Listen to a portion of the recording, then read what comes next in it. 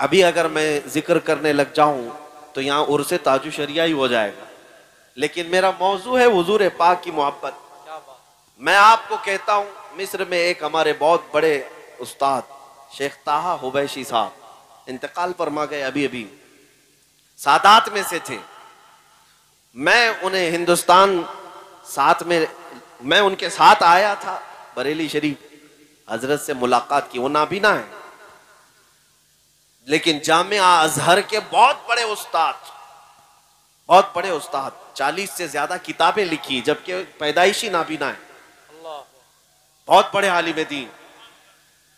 اور حضور تاج الشریعہ رحمۃ اللہ تعالی علیہ سے ملاقات کر کے جب مصر واپس گئے، مجھے بلا کر کے انہوں نے ایک بات کہی تھی، کہا بیٹا تمہارے شیخ کے پاس ایک عطر ہے جو وہ خوشبو لگاتے ہیں، شاید وہ ہندوستان میں ملتی ہے، مجھے وہ لا کر دو۔ سبحان اللہ، سبحان عود حضرت جو استعمال فرماتے۔ میں آیا، حضرت سے کہا کہ حضرت شیخ طٰہٰ حبیشی صاحب وہ عطر مانگتے ہیں جو آپ لگاتے ہیں۔ آپ نے حکم فرمایا، ممبئی میں حضرت کے ایک مرید تھے، کہا ان سے کہو وہ دلائیں گے، وہ لے کر جاؤ اور ہدیتاً پیش کرو۔ کافی مہنگا عطر تھا، میں خود وہ شیشی لے کر گیا اور شیخ طٰہٰ حبیشی صاحب کو پیش کیا کہ حضرت نے آپ کو ہدیہ پیش کیا ہے، جو عطر آپ نے مانگا تھا۔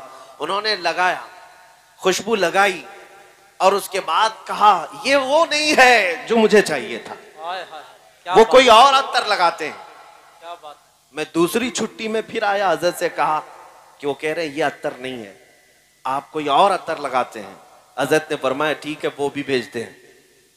پھر دوبارہ ایک اور قیمتی عطر میرے ہی ہاتھ سے بھیجا گیا، میں لے کر کے وہ جب پہنچا اس شیخ اعظم کے پاس، انہوں نے وہ لگایا، کہا بیٹا اب مت بولنا جا کر، یہ بھی وہ عطر نہیں ہے جو مجھے چاہیے تھا، اب مت کہو، بار بار تکلیف میں مت ڈالو۔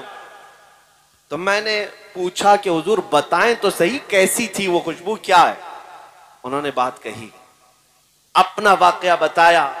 سن 1986 میں 1986 کی بات کر رہے ہیں، میں حج کے بعد مدینہ طیبہ کی حاضری کے لیے گیا تھا۔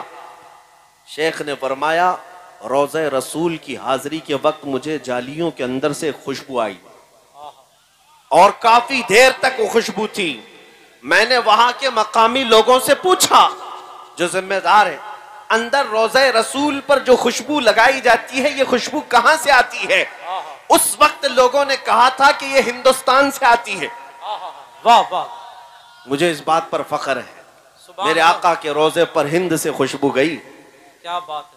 شیخ طٰہٰ حبیشی صاحب کہتے ہیں میں نے معلوم کیا تھا کہ روضہ رسول پر تمہارے ملک سے خوشبو بھیجی جاتی ہے، وہی لگائی جاتی ہے۔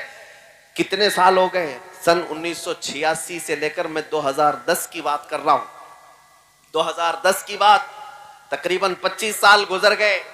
اس کے بعد وہ کہتے ہیں 25 سال میں ڈھونڈتا رہا کہ وہ عطر ملے، لیکن جب بریلی آیا تو تمہارے شیخ کے پاس مجھے وہ نظر آئی، کیا بات ہے، ان کے پاس مجھے وہ خوشبو آئی جو 25 سال پہلے میں سونگا تھا۔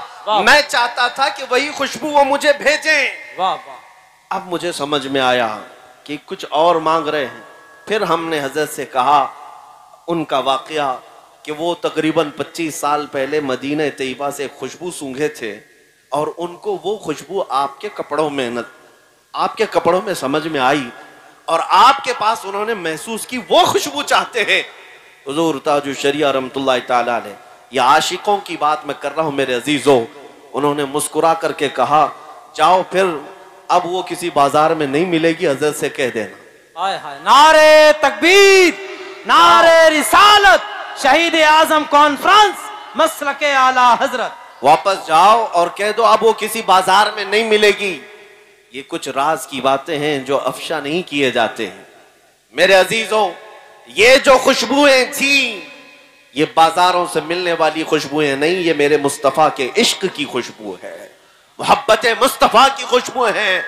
اور اسی لیے آپ کے ناظم اجلاس نے بھی ابھی کہا تھا، مجھے شعر یاد نہیں آتے، کہ جو نبی پاک صلی اللہ تعالیٰ علیہ وسلم کو سمجھ نہیں پاتے یا وہ خوشبو محسوس نہیں کر پاتے، یہ وہی لوگ ہیں جن کے اصول میں خطا ہے۔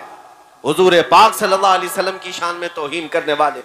بہرحال میں آج آپ سے یہ خطاب کرنا چاہوں گا کہ عزت رسول پاک کے قدموں میں ہے، ان کے غلاموں کی ہی عزت ہے. ہم نے دیکھا ہے پوری دنیا میں آج، اے نوجوانوں، تم اگر یہ سمجھتے ہو کہ فلمی دنیا میں تھرکنے والے چند سٹار کی بہت عزت ہے، ایکٹر اور ایکٹریس کے پیچھے بھیڑ ہوتی ہے، یہ تمہاری گمراہی ہے. یہ تو صرف ان کے جوانی کی بھیڑ ہے، یہ صرف اور صرف ان کے حسن کی بھیڑ ہے. ان کو بوڑھا ہو لینے دو. ان کے بڑھاپے میں دیکھو پھر کتنے لوگ ان کے فین ہوتے ہیں، کتنے ان کے فالوور ہوتے ہیں، کون ان کے پیچھے چلتا ہے. ارے جہاں بڑھاپا آیا ان کی نوکری بھی چھوٹ جاتی ہے، ان کو اب پردہ سیمی پر، ٹیلی ویژن پر جگہ بھی نہیں ملتی. بوڑھے ہو جانے کے بعد اب نوجوانوں کی بھیڑ ان کے پاس نہیں. کیوں؟ وہ تو صرف چہرے کے غازے کے ذریعے سے لوگوں کو اپنی طرف مائل کر رہے تھے. لیکن میرے مصطفیٰ کے غلاموں کا حال یہ ہے، نبی پاک کا غلام جتنا بوڑھا ہوتا ہے اتنی عزت بھی بڑھ جاتی ہے. سبحان اللہ. جتنے بوڑھے ہوتے ہیں واہ واہ. اتنی عزت میں اضافہ ہی ہوتا ہے. یہاں نبی پاک صلی اللہ علیہ وسلم کی غلامی میں عزت کی کمی نہیں ہے، بس سمجھنے کی دیر ہے. آج میں تم سب کو یہی بات بار بار عرض کروں گا کہ اللہ تعالیٰ نے قرآن میں جو فرمایا اس پر یقین کرو. وَلِلَّهِ الْعِزَّةُ وَلِرَسُولِهِ وَلِلْمُؤْمِنِينَ. عزت اللہ کے لیے ہے اور رسول کے لیے ہے اور ایمان والوں کے لیے. سبحان اللہ. سبحان. ایمان والوں کے لیے عزت ہے. تم در در کی ٹھوکریں آج جو کھا رہے ہو یا ادھر ادھر عزت تلاش کر رہے ہو، بہت بڑی خطا پر ہو، بہت بڑی خطا پر ہو. اگر کوئی یہ سمجھتا ہے حضور پاک صلی اللہ تعالیٰ علیہ وسلم کی سنتوں پر آ جانے سے عزت میں کمی آئے گی، اے دشمن عقل ذرا دیکھ تو صحیح، یہ داڑھی اور یہ ٹوپی اور یہ جبے والے کو اتنا بڑا ممبر دیا کیوں گیا ہے؟ کیا بات ہے. واہ واہ. تمہاری آنکھوں کے سامنے اتنے اونچائی پر ان سب کو بٹھایا کیوں گیا ہے؟ کیا یہ بڑے بڑے پیسے والے ہیں اس لیے اوپر بٹھایا گیا؟ یہ عزت تمہیں دیکھنی ہوگی، نہیں صرف اس لیے بٹھایا گیا ہے کہ یہ نبی پاک صلی اللہ علیہ وسلم کے قدموں سے وابستہ جماعت، سبحان اللہ. حضور پاک کے نائبین کی جماعت ہے. جو دنیا میں مصطفیٰ کریم سے وابستہ ہوا اس کے لیے یہاں ممبر ہے، تو پھر قیامت میں تو عزت اور دیکھنی ہے. عرش حق ہے، مسند رفعت رسول اللہ کی دیکھنی ہے، حشر میں عزت رسول اللہ کی. سبحان اللہ.